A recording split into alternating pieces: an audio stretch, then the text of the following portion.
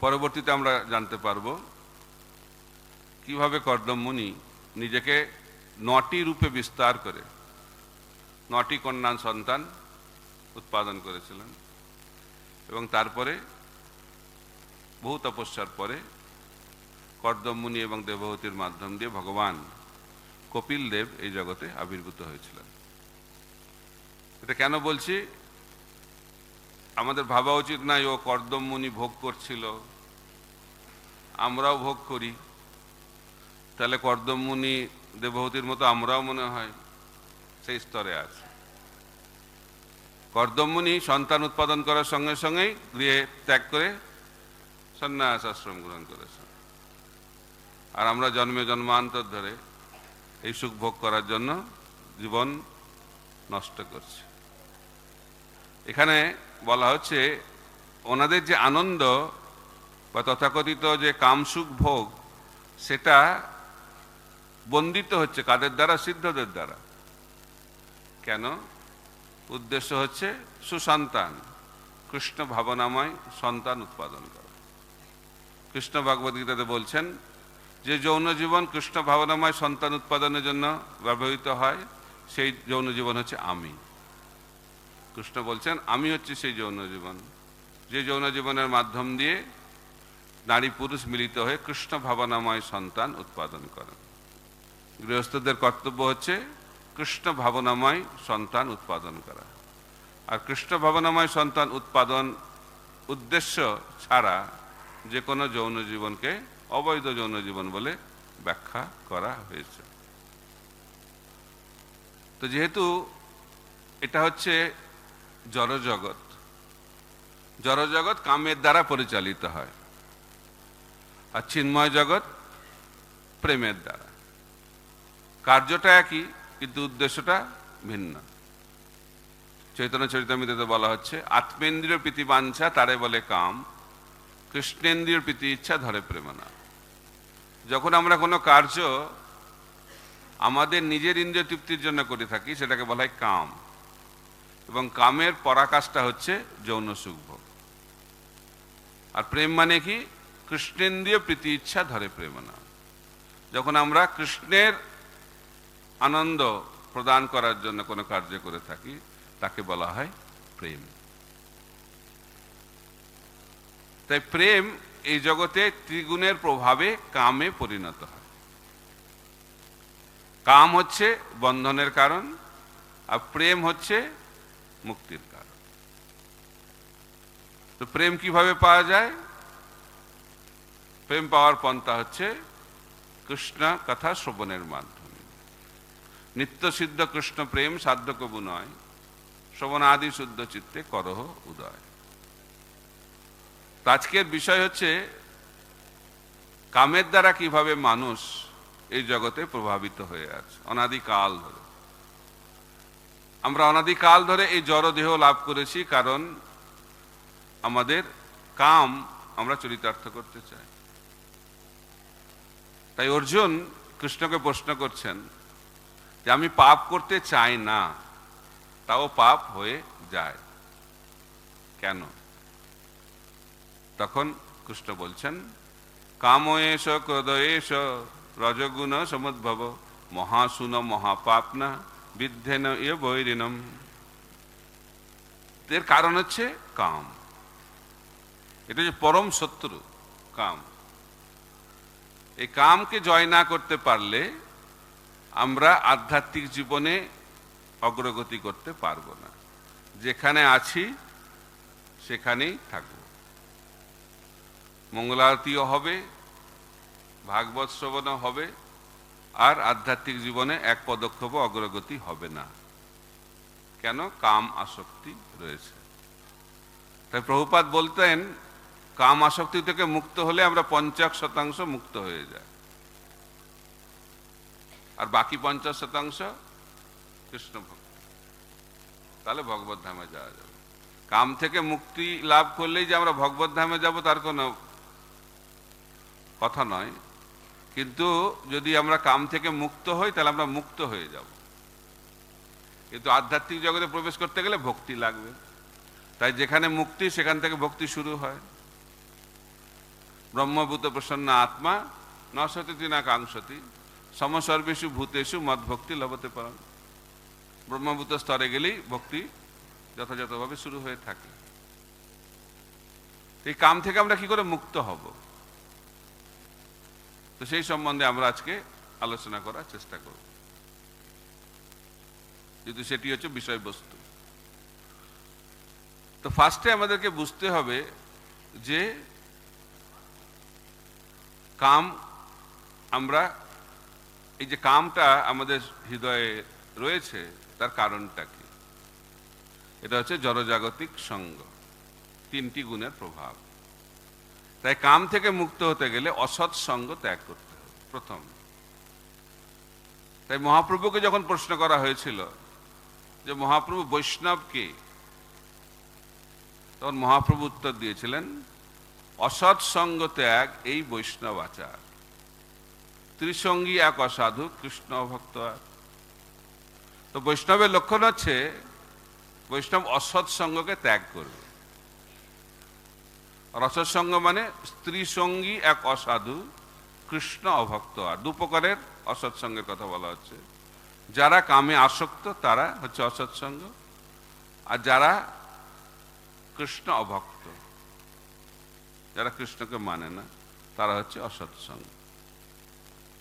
এখানেও বলা হচ্ছে যে কামাসক্ত ব্যক্তিদের সঙ্গ আমাদেরকে ত্যাগ করতে হবে, কারণ সঙ্গের প্রভাবেই আমরা গুণ অর্জন করে থাকি।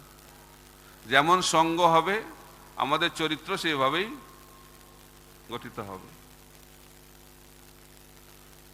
উদাহরণ দেয়া হচ্ছে অজামিল। শ্রীমদ্ ভাগবতে তো অনেক উদাহরণ রয়েছে, তো একটি বিখ্যাত উদাহরণ হচ্ছে অজামিল। অজামিল ব্রাহ্মণ ছিলেন, যথার্থ ব্রাহ্মণ, কলিযুগের ব্রাহ্মণের মতো নয়, যথার্থ ব্রাহ্মণ, সমস্ত ব্রাহ্মণের গুণাবলীতে বিভূষিত, ভাগবতম ব্যাখ্যা করা হচ্ছে। কিন্তু একটা খারাপ যে একটা ঘটনাকে দর্শন করে, একজন বেশ্যা একজন শূদ্রের সঙ্গে যে আলিঙ্গন করে যে দৃশ্য, সেই দৃশ্য দর্শন অজামিল বিভ্রান্ত হয়ে গেল। সারা জীবনের যে অধ্যবসায়, যা প্রশিক্ষণ, যা গুণাবলী তৎক্ষণাৎ নষ্ট হয়ে গেল, এবং তিনি সেই বেশ্যাকে বিবাহ করলেন এবং তার সঙ্গ করলেন এবং অনেক সন্তান উৎপাদন করলেন। যে এক মুহূর্তের যে ঘটনা অসৎসঙ্গ, তার প্রভাবে পুরো জীবনের অধ্যবসায়টা নষ্ট হয়ে গেল। তাই প্রভুপাদ বলতেন এই জগৎটা হচ্ছে প্রতি পদে বিপদ, পদম পদম যদ বিপদম ক্ষুরষ্ট ধারায়, খুরের অগ্রভাগের মতো। খুরের উপর দিয়ে যেমন চললে ভয়, যারা এখন তো আর খুর দিয়ে কেউ দাড়ি কাটে না, এখন তো স্পেশাল হয়ে গেছে, কিন্তু খুর দিয়ে যার দাড়ি কাটলে একটু অসাবধান হয়ে গেলেই কেটে যাবে। তা আমাদের ভক্তি জীবনটাই তাই, একটু অসাবধান হলেই বিপদ ঘটবে। তাই বলা যে সাধু সাবধান, সাবধানে থাকতে হবে। তাই শিল প্রভুপাদ ওনার বৃদ্ধ অবস্থাতে মায়াপুরে ওনার বৃদ্ধ বোনের সঙ্গে কথা বলছে, তো ওনার শিষ্য চলে গেছে, ওই কথা বলছে, তো প্রভুপাদ তাকে ডেকে বকা দিয়েছে যে তুমি কি চাও না যে আমি সুরক্ষিত থাকি? একজন বৃদ্ধ ব্যক্তি, সন্ন্যাসী মানুষ, তার নিজের বৃদ্ধা বোনের সঙ্গেও একাকী কথা বলছেন, আচরণ করে দেখাচ্ছেন, কারণ তিনি হচ্ছেন আচার্য। তাই প্রভুপাদ বলছে আমাদের ভক্তদের বিপদ আসছে জীবনে কেন? তারা মায়াকে ভয় পায় না। মায়াকে ভয় পাওয়া শক্তিশালী, দৈবী মম মায়া দূরত্বয় মামেবে যে প্রপদ্যন্তে মায়া মেতাং তরন্তিতে। এই জগৎটাই তৈরি করা হয়েছে মায়ার দ্বারা মোহিত করে রাখার জন্য আমাদেরকে। আর তাকে যদি আমরা ভয় না পাই তাহলে বিপদ ঘটবে। বিপদ ঘটেছে, বিপদ ঘটছে এবং বিপদ ঘটবে। এটা হচ্ছে নিত্য ঘটনা। অনেকে ভাবে অজামিল তো অনেক বছর আগে হয়েছে, এখন মনে হয় অত প্রভাব পড়ে না। তো কালাকৃষ্ণ দাস চৈতন্য মহাপ্রভু প্রেম পুরুষোত্তম ভগবানের সঙ্গে দাক্ষিণাত্য ভ্রমণ করছেন, অসৎ সঙ্গের প্রভাবে মহাপ্রভুকে ছেড়ে দিল। বুঝা যাচ্ছে? অসৎ সঙ্গের প্রভাব, স্বয়ং প্রেম দিতে এসেছেন চৈতন্য মহাপ্রভু, প্রেম পুরুষোত্তম, তার সঙ্গে ভ্রমণ করছেন দক্ষিণ ভারতে। ভট্টাহারি মহিলাদেরকে দেখে তাদের সঙ্গ করতে শুরু করলেন, মহাপ্রভুকে ছেড়ে দিলেন। তাই মহাপ্রভুর সঙ্গে থাকলেই হবে না। তাই সাধু সঙ্গ মানে খালি সাধু সঙ্গে একসঙ্গে আছি বলে সাধু সঙ্গ হলো, তাহলে হবে না। অর্জুন তো কৃষ্ণের সামনে বসে আছে, বিভ্রান্ত হয়ে গেল। কালাকৃষ্ণ দাস মহাপ্রভুর পাশে বসে আছে, পাশের সঙ্গে সঙ্গে আছে, বিভ্রান্ত হয়ে গেল। তাই সাধু সঙ্গে মানে সাধুর কথা শুনতে হবে। অর্জুন বিভ্রান্ত হয়ে গেল, কিন্তু গীতা শোনার পরে বিভ্রান্তি চলে গেল। কিন্তু কালাকৃষ্ণ দাস মহাপ্রভুর কথা শুনলো না, এই জন্য তার বিপদ ঘটলো। তাও মহাপ্রভু তাকে উদ্ধার করলো, উদ্ধার করে নিয়ে এলো, শিক্ষা ধরে বলছে। তো শিক্ষাটাকেও খুব গুরুত্বপূর্ণ বলা হচ্ছে। তো শিক্ষা ধরে নিয়ে এলো মহাপ্রভু তাকে, এবং দিয়ে বললো, নিতাই তুমি একে নিয়ে নাও, আমার দ্বারা আমার কাছে রাখা যাবে না। তাই যে সমস্ত ভক্তদেরকে মহাপ্রভু পরিত্যাগ করে তাদেরকে আশ্রয় কে দেয়? নিত্যানন্দ প্রভু। তা নিতাইয়ের করুণা হবে, ব্রজে রাধাকৃষ্ণ পাবে। তা নিত্যানন্দ প্রভুর কৃপা ছাড়া মহাপ্রভুর কৃপা পাওয়া খুব কঠিন। মহাপ্রভু অত্যন্ত কঠোর, কৃষ্ণের তুলনায় করুণাময়, কিন্তু নিত্যানন্দ প্রভুর তুলনায় কঠোর, তাই না? তো নিত্যানন্দ প্রভু কাকে উদ্ধার করছেন? জগাই মাধাইকে। নিত্যানন্দ প্রভু তো উদ্ধার করলেন, কিন্তু মহাপ্রভু তো জগাই মাধাইকে একদম সুদর্শন দিয়ে হত্যা করবে। কিন্তু নিত্যানন্দ প্রভু অনুরোধ জানালেন, নিতাইয়ের কৃপার ফলে জগাই মাধাই উদ্ধার হয়ে গেল। মহাপ্রভু কাদেরকে উদ্ধার করছেন? সার্বভৌম ভট্টাচার্য, প্রকাশানন্দ সরস্বতী, রূপ গোস্বামী, সনাতন গোস্বামী, প্রভুপাদ লিখছেন ব্যক্তি। আর মহাপ্রভু নিত্যানন্দ প্রভু জগাই মাধাই। আর প্রভুপাদ লিখছেন তাৎপর্যে যে নিত্যানন্দ প্রভু তো একজন জগাই মাধাই উদ্ধার করলেন, তিনি তো নিজের ব্যাপার লিখছেন না, কিন্তু নিত্যানন্দ প্রভুর যারা প্রতিনিধি তারা অনেক জগাই মাধাইকে উদ্ধার করতে পারে। তো যত গুরু পরম্পরা ধারা যত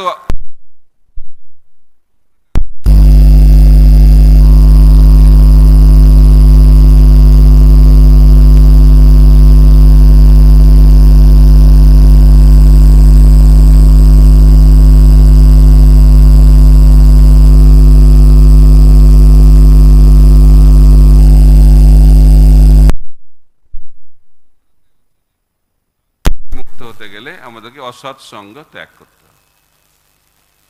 তো অসৎ সঙ্গ ত্যাগটা তো একটা নেগেটিভ হয়ে গেল, তাহলে পজিটিভটা কি? সৎসঙ্গ, সাধু সঙ্গে থাকতে হবে। সাধু সঙ্গে থাকলে আমরা সুরক্ষিত থাকব। কারণ এদিক ওদিক হলে, অজামিলের সঙ্গে যদি কেউ থাকতো তাহলে অজামিলকে বোঝাতে পারতো, কেউ ছিল না, সাধু সঙ্গ নেই।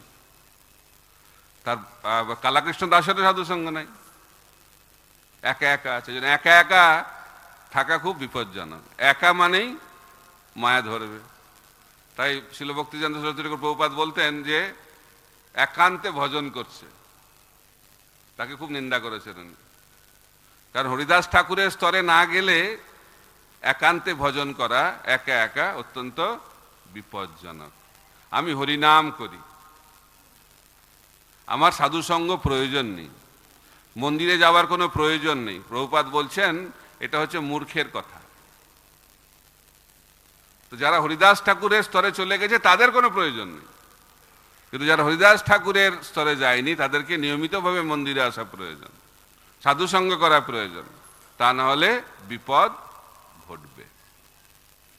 কিন্তু হরিদাস ঠাকুরের কোনো বিপদ হবে না। হরিদাস ঠাকুরকে তো স্বয়ং মায়াদেবী এসে পরীক্ষা করছে। বেশ্যা এসেছে, চরম সুন্দরী বেশ্যা। কি নাম সে বেশ্যার? লক্ষ্য হীরা। তো 3 দিন হরিদাস ঠাকুরের নাম শুনে তার পরিবর্তন হয়ে গেল। তো সেই বেশ্যা এলো হরিদাস ঠাকুরকে পতন করানোর জন্য। কারণ সাধুদেরকে বদনাম করার এটা হচ্ছে সব থেকে বড় পন্থা, এটা বদনাম করে দাও। কিন্তু বদনাম করতে এসে সে ভগবানের শুদ্ধ ভক্ত হয়ে গেল। এটা হচ্ছে হরিদাস ঠাকুরের স্থিতি। কিন্তু আমাদের সেই রকম ভাবে, ও হরিদাস ঠাকুর উদ্ধার করলেন, আমরা উদ্ধার করি, তা আমরা যদি উদ্ধার করতে যাই আমাদের উদ্ধার হয়ে যাবে। এটা সাবধান থাকাটা মঙ্গলজনক, তাই তো? সাবধান থাকতে, অসৎসঙ্গ ত্যাগ। তারপরে তো কামটা কি খুব খারাপ? তো কামকে ত্যাগ করো, কামকে ত্যাগ করো, লোকে বলে এটা আবার কি ধরনের কথাবার্তা? তো কামের অনেক খারাপ প্রভাব রয়েছে, মুখ্য 3টি প্রভাব নিয়ে আলোচনা করব আমরা। তো কাম আমাদেরকে অন্ধ করে দেয়, এটা বলে কামান্ধ। তারপরে কাম আমাদেরকে সৎসঙ্গ থেকে দূরে সরিয়ে দেয়। আর 3 নম্বর হচ্ছে কাম আমাদেরকে জড়জগতের বন্ধনে আবদ্ধ করে রাখে। যতদিন হৃদয়ে কাম থাকবে ততদিন আমাদেরকে এই জগতে বারবার আসতে হবে। এটা হচ্ছে কামের প্রভাব। কাম কিভাবে অন্ধ করে? এই জগতে এমনিতে আমরা অন্ধ, কিন্তু কামের প্রভাবে আমরা আরো অন্ধ হয়ে যাই।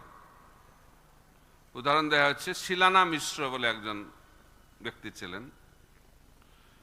তিনি একটা বেশ্যার প্রতি আসক্ত ছিলেন, তার নাম হচ্ছে চিন্তামণি। প্রতিদিন যায় শিলানা চিন্তামণির কাছে, খুব আসক্ত। চিন্তামণি খুব সুন্দরী বেশ্যা। একদিন কি হয়েছে, শিলানার বাবা মারা গেছে। তো সেদিন প্রচন্ড বৃষ্টি হচ্ছে সন্ধ্যাবেলা। তো আত্মীয় স্বজনেরা বলছে, পরিবারের লোকেরা বলছে, শিলানা আজকে যেও না, আজকে যাওয়াটা ঠিক না, এত বৃষ্টি হচ্ছে, বাবা মারা গেছে। বলছে না না, আমাকে তো যেতেই হবে, নিত্য প্রতিদিন যেত। যেখানে আসক্ত সেখানে আমরা প্রতিদিন যাব। সবকিছু বাধা অতিক্রম করে সে চলে গেছে। কিভাবে গেছে? প্রচন্ড বৃষ্টি হচ্ছে, আর নদী পার কিভাবে পার হবে? সাঁতার কাটাও খুব বিপজ্জনক। তো দেখেছে একটা গাছের গুড়ি, তো সেটাকে ধরেছে, দিয়ে নদী পার হয়ে গেছে। তো চিন্তামণি থাকে কোথায়? দোতলায় থাকে। উঠবে কি করে? সব দরজা বন্ধ, আওয়াজ দিলেও আওয়াজ শুনতে পাবে না, কারণ বৃষ্টির আওয়াজ খুব। তো কি করছে, দেখছে একটা গাছ থেকে একটা দড়ি ঝুলছে, তো দড়িটাকে ধরে উপরে উঠে গেছে। তো উঠে শিলানাকে দেখে অবাক হয়ে গেছে চিন্তামণি, এই বৃষ্টির মধ্যে কিভাবে এলো, কিভাবে এলো? তো জিজ্ঞেস করছে, কিভাবে এলে তুমি? বলছে আমি এলাম নদী পার হয়ে। কি করে নদী পার হলে? বলছে তো একটা গাছের গুড়ি ছিল। দেখাও তো গাছের গুড়িটা। দেখছি গাছের গুড়ি না, ওটা মরা একটা শরীর, মৃতদেহ। মৃতদেহকে ধরে চলে এসছে, কামান্ধ। তা দড়িটা কি? দড়িটা রয়েছে একটা বিষধর সাপ, ঝুলে আছে গাছ থেকে। এই হচ্ছে কামের প্রভাব। তাই কাম আমাদেরকে অন্ধ করে দেয়। তাই বলা হচ্ছে যারা কামাসক্ত তাদেরকে সদ উপদেশ দেওয়াটা একটা মূর্খামির লক্ষ্য, কখনো দিতে যাবেন না। শ্রী রাধা মাধব কি জয়। তারপরে কাম আমাদেরকে সৎসঙ্গ থেকে দূরে রাখবে। যারা কামের প্রতি আসক্ত তারা কখনো সৎসঙ্গ করতে পারবে না, তারা সবসময় অসৎসঙ্গের প্রতি আকৃষ্ট হবে। আর কামের প্রভাবে আমরা এই জড়জগতের বন্ধনেই আবদ্ধ থাকব। এটা হচ্ছে কামের প্রভাব। আর কাম কোথায় থাকে? ভগবদ্গীতাতে ব্যাখ্যা করা হচ্ছে, ইন্দ্রিয়তে থাকে, মনে থাকে, বুদ্ধিতে থাকে, সর্বব্যাপ্ত। এই কাম হচ্ছে সর্বব্যাপ্ত। এই জন্য এই জগৎটাকে বলে মৈথুনাগার। এটা হচ্ছে কামের জায়গা, সর্বব্যাপ্ত কাম। আর সেই সর্বব্যাপ্ত কামের জায়গায় আমাদেরকে বলা হচ্ছে প্রেম লাভ করো। মহাপ্রভু এসেছেন কি দিতে? প্রেম দিতে। কিন্তু বাজারটা কার? কামের বাজার। আর সেখানে কি বিক্রি করা হচ্ছে? প্রেম। এই জন্য মহাপ্রভু হচ্ছে মহাবদান্যয় অবতার। এই কামের সংসারে সর্বশ্রেষ্ঠ জিনিস তিনি প্রদান করছেন অতি সহজে। তাই কাম হচ্ছে সর্বব্যাপ্ত, তাই কামের প্রভাব হচ্ছে অত্যন্ত মারাত্মক। মহান মহান ব্যক্তিরা এর প্রভাবে প্রভাবিত হয়ে গেছে। তাই আমরা কি করে এই প্রভাব থেকে মুক্ত হতে পারবো? বলা হচ্ছে আশ্রয় গ্রহণ করতে হবে। আশ্রয়, মামে বজে প্রপদ্যন্তে মায়া মেতাং তরন্তিতে। নিজের চেষ্টায় আমি কাম থেকে মুক্ত হয়ে যাব, এটা আর এক ধরনের মূর্খামি।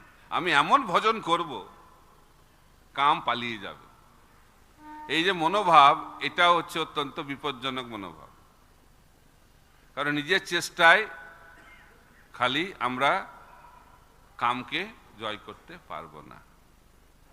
তা আমাদেরকে কি করতে হবে? কৃষ্ণ বলেছেন মামে বোঝে প্রপদ্যন্তে, যে আমার চরণে শরণাগত হয় মায়া মেতাং তরন্তিতে, সে অতি সহজেই এই মায়ার সংসারকে অতিক্রম করতে পারে।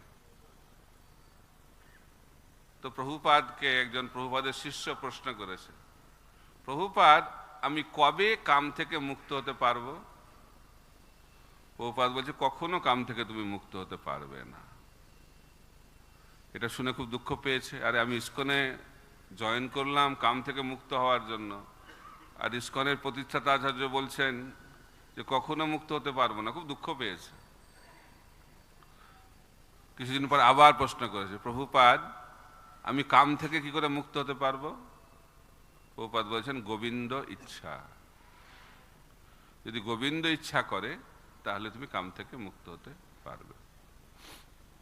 একবার প্রভুপাদ বলছেন তার শিষ্যদেরকে, কাম আমাকে স্পর্শ করতে পারবে না। আমি সমস্ত যুবতী নারীদের দ্বারা আবৃত থাকলেও কাম আমাকে স্পর্শ করতে পারবে না।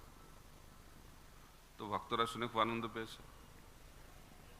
তো একদিন প্রভুপাদ অস্ট্রেলিয়াতে আছেন, দর্শনারতির সময় প্রভুপাদ খুব গভীরভাবে প্রার্থনা করছেন ভগবানের কাছে। তারপরে একজন ভক্ত পরে জিজ্ঞেস করছেন প্রভুপাদকে, প্রভুপাদ আপনি কি প্রার্থনা করছিলেন? প্রভুপাদ বলছেন আমি প্রার্থনা করছিলাম যাতে আমি মায়ার দ্বারা প্রভাবিত না হই।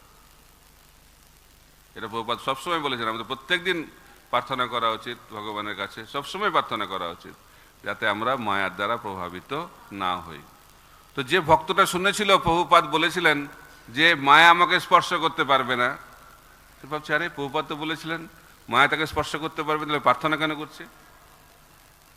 তো প্রভুপাদকে জিজ্ঞেস করে, প্রভুপাদ আমার তো একটা বিভ্রান্তি আসছে, আপনি দুরকম কথা বলছেন।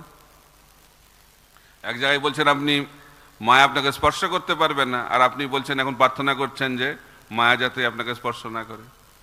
এটা কিরকম হলো? বলছে এটাতে কোনো বিভ্রান্ত হওয়ার কোনো কারণ নেই, এটা কোনো আপাত বিরোধী কথা নয়।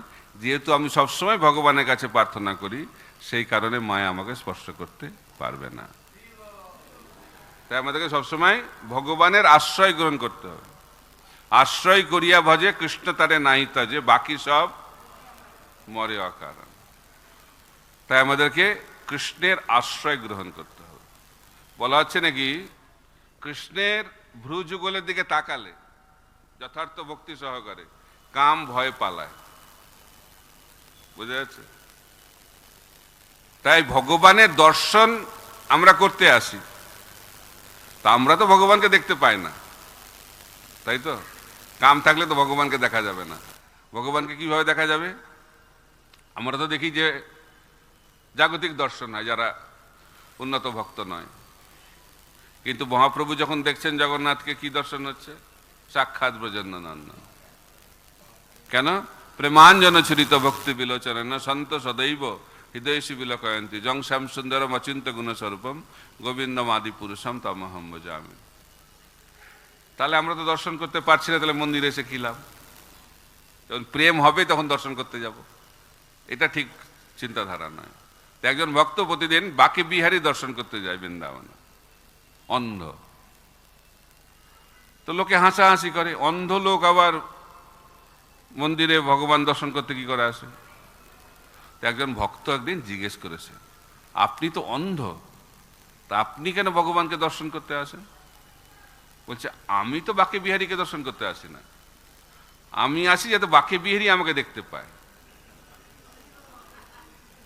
আর বাঁকে বিহারী যদি আমার প্রতি দৃষ্টিপাত করে আমার জীবন সার্থক হয়ে যাবে।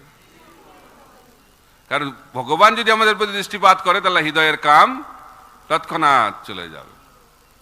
তাই আমরা ভগবানকে দর্শন করতে না পারলেও ভগবানকে দর্শন দেওয়ার জন্য আমাদের আসা উচিত, কারণ ভগবানের যদি প্রেম দৃষ্টি আমাদের হৃদয়ে প্রবেশ করে তাহলে হৃদয় থেকে কাম চলে যাবে।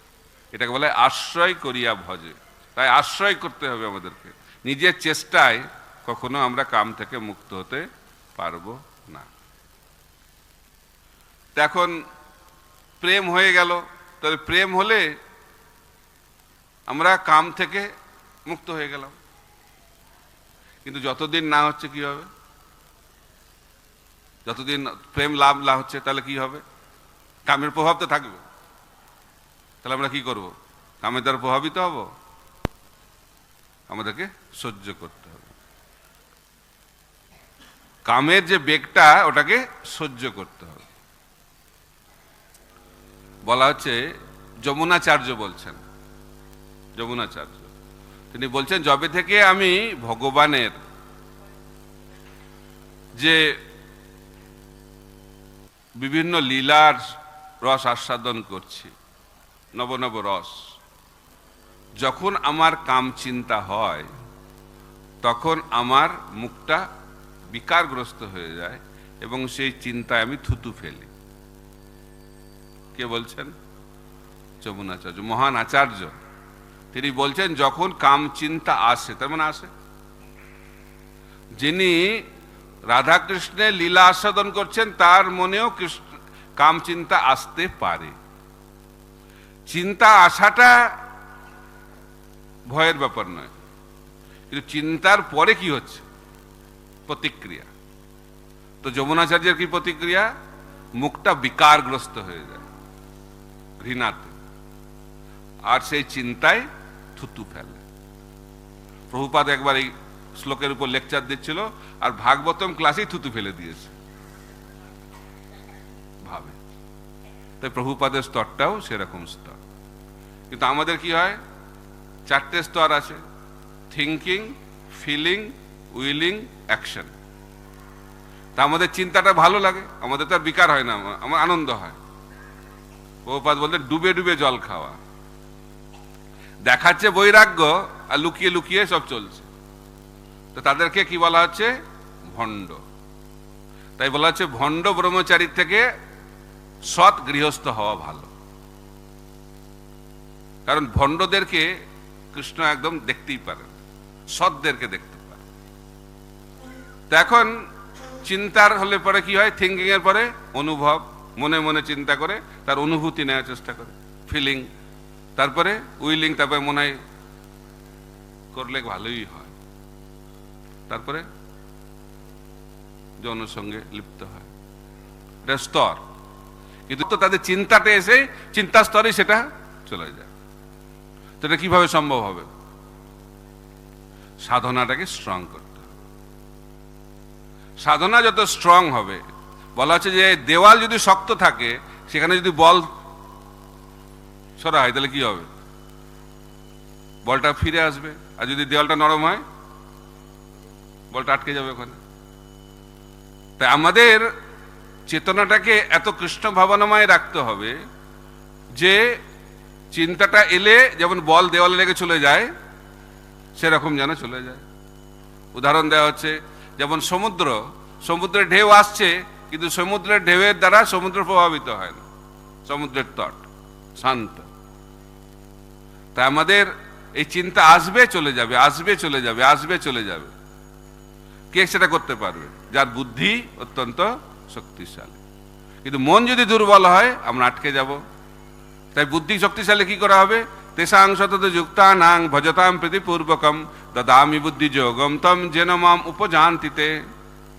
তো বলা হচ্ছে যদি আমরা কৃষ্ণ সেবায় সবসময় মত্ত থাকি তাহলে কৃষ্ণ আমাদেরকে বুদ্ধি দেবে এবং সেই বুদ্ধির মাধ্যম দিয়ে আমরা কামকে না বলতে পারব। কিন্তু যদি আমাদের বুদ্ধি শক্তিশালী না হয় তাহলে আমরা কামের দ্বারা প্রভাবিত হয়ে যাব। তাই সাধক যে হবে তো সাধক শিখবে কি করে সহ্য করতে হয়। প্রভুপাদ বলছেন একজন ব্যক্তি মহান কি করে বুঝবো। প্রভুপাদ ইংরেজিতে খুব সুন্দরভাবে লিখছেন, the greatness of a person has to be estimated by one's ability to tolerate provoking situations.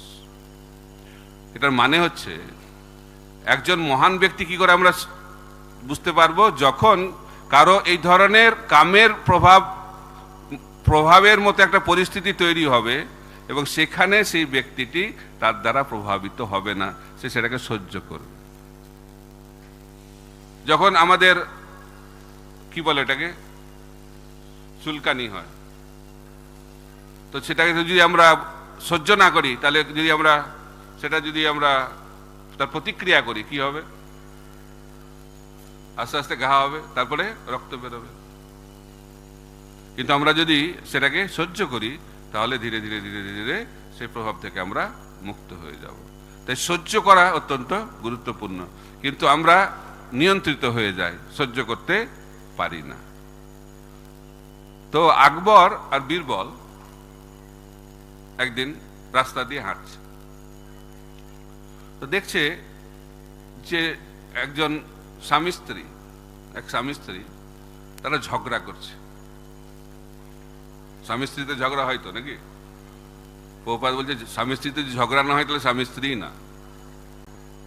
স্বামী স্ত্রী আছে, কোনো ঝগড়াই হচ্ছে না, তার মানে ডাল মে কুচ কালা है, ঝগড়া হবে। কিন্তু ঝগড়াটা বৈদিক সংস্কৃতিতে 4 দেওয়ালের মধ্যে থাকে। ঝগড়া হলো, আওয়াজ হলো, তারপরে একটু মান অভিমান হলো, তারপরে অশ্রুপাত হলো, তারপরে আবার শান্ত। এটা হচ্ছে বৈদিক ঝগড়া। কিন্তু এখন কি হচ্ছে? এখন সেই ঝগড়াটা 4 দেওয়ালের বাইরে চলে যাচ্ছে। তো আমরা মজা করে বলি, ইয়াং যারা ছেলে আছে তাদেরকে বলি যে বিয়ের আগে ছেলেরা খুব কথা বলে। আগে তো বিয়ের আগে কথা বলতো না, এখন তো বিয়ের আগে অনেক কথা হয়। তো বিয়ের আগে ছেলেরা খুব কথা বলে আর মেয়েরা খুব শান্তভাবে শোনে, মনে মনে ভাবে আমারও সময় আসবে। তবে বিবাহের পরে এটা বদলে যায়, তখন স্ত্রী বলে আর স্বামী শোনে। তার কয়েক বছর পরে স্বামী স্ত্রী দুজনেই বলে, পাড়া প্রতিবেশী শোনে। আর কয়েক বছর পরে স্বামী স্ত্রী বলে আর কোর্টে জাজ শোনে। এটা হচ্ছে কলিযুগের ঝগড়া। কিন্তু বৈদিক ঝগড়া হচ্ছে 4 দেওয়ালের মধ্যেই সীমাবদ্ধ থাকে, কিন্তু এই ঝগড়াটা রাস্তায় হচ্ছে। তো স্বামীটা বিরাট বড় চেহারা আর স্ত্রীটার চেহারাটা একটু ছোট, কিন্তু আওয়াজটা উল্টো। স্বামীর আওয়াজটা খুব কম আর স্ত্রীর আওয়াজ খুব তীব্র আওয়াজ। ঝগড়া হচ্ছে। আকবর বীরবল দুজনেই দেখছে। কিছুক্ষণ পরে দেখা যাচ্ছে যে স্ত্রীটা স্বামীর গালে এক চড় মেরেছে। তো আকবর অবাক হয়ে গেছে, ভাবছে এখন যদি স্বামীটা দেয় তো মাথা ঘুরে পড়বে। কিন্তু অবাক হয়ে দেখছে আকবর, স্বামীটা মাথা নিচু করে চলে গেল ঘরের মধ্যে। তো আকবর খুব দুঃখ পেয়ে গেছে। তো বীরবল বলছে ऐसे হতা है, বলছে এরকমই হয়। যে না না, সব স্বামী এরকম নাকি? আকবরও তো স্বামী না, এই জন্য তার সম্মানে লেগেছে। সবাই কি এরকম? বলছে হ্যাঁ সবাই এরকম। বলছে না, আমি বিশ্বাস করি না, সবাই এরকম হতে পারে না। বলছে যদি বিশ্বাস না হয় তাহলে আমি একটা ব্যবস্থা করতে পারি, সমস্ত স্বামীদেরকে ডাকুন। তো সমস্ত স্বামীদেরকে ডাকা হয়েছে, স্বামীদের কনফারেন্স, ঠিক আছে, বিরাট বড় হল, সেখানে সব স্বামীদেরকে ডাকা হয়েছে, রাজ্যে যত ছিল। তা আকবর বীরবল সেখানে ঢুকেছে, ঢুকে জিজ্ঞেস করছে, বীরবল জিজ্ঞেস করছে যে আমি একটা প্রশ্ন করব, সেই প্রশ্নের উত্তর যদি হ্যাঁ হয় তাহলে আপনারা এই হলটা ছেড়ে পাশের হলে চলে যাবেন। প্রশ্নটা হচ্ছে যে আপনারা কি আপনাদের স্ত্রী যা বলে সেটাই আপনারা শোনেন? স্ত্রী যেটা বলে সেটাই হ্যাঁ বলেন? যদি এই প্রশ্নের উত্তর হ্যাঁ হয় তাহলে পাশের হলে চলে যাবেন। তো প্রশ্ন শোনার সঙ্গে সঙ্গে আস্তে আস্তে সব যাচ্ছে, ফাঁকা হতে শুরু করেছে। কিন্তু আকবরের তো বিশ্বাস সবাই কি চলে যাবে নাকি? বীরবল তো ভাবছে সবাই যাবে। যাচ্ছে যাচ্ছে যাচ্ছে, তারপর শেষে দেখা যাচ্ছে একজন দাঁড়িয়ে আছে। তা আকবর বলছে, দেখেছো একজন তো আছে, সবাই চলে গেলেও একজন যথার্থ পুরুষ রয়েছে আমার রাজ্যে, যে স্ত্রীর কথা শুনে সবসময় চলে না। তখন বীরবল আকবরকে বলছে, অত উত্তেজিত হবেন না, গিয়ে জিজ্ঞেস করি কি ব্যাপারটা। তা বীরবলকে জিজ্ঞেস করছে, আরে আপনি এখানে দাঁড়িয়ে আছেন কেন? তার মানে আপনার স্ত্রী যা বলে আপনি তা শোনেন না, তাই তো? বলছে, না ওরকম না ব্যাপারটা, এখানে দাঁড়িয়ে আছেন কেন? বলছে, আসার আগে, বাড়ি থেকে আসার আগে আমার স্ত্রী বলে দিয়েছিল যেখানে ভিড় সেখান থেকে একটু দূরে থাকবে। তো আমি দেখছি ওখানে অত ভিড়, যেন আমি এখানে ফাঁকাই ফাঁকাই আছি।